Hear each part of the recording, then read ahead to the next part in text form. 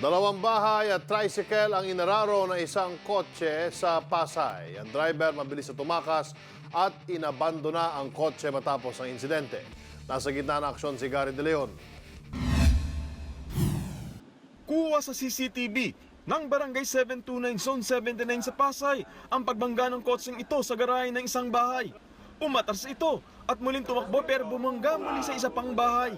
Sinubukan muling tumakbo ng kotse kaya muling sumalpok sa unang bahay bago bumangga sa poste. Sunod nitong nahagip ang mga nakaparadang tricycle. Natutulog kami, umatras. Hindi namin alam bakit nakapasok pa dito. Inabutan na ng mga humabol na barangay tanod ang kotse sa Buendia. Pero abandonado na ito at wasak na ang harapan at mga gulong.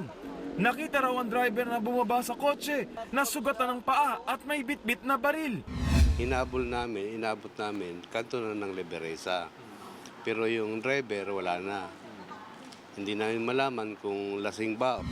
Sa kabuuan, 2 bahay, 2 tricycle at poste ang inararo ng kotse na may plakang JDL 777 sa N. Domingo Street. Galing daw ang driver nito sa isang apartment sa N. Domingo Street at huling nakitang nakikipag-inuman ng alak. Patuloy na hinahanap ng Pasig Traffic ang tumakas na driver ng kotse. Umaaksyon, Gary De Leon, News 5.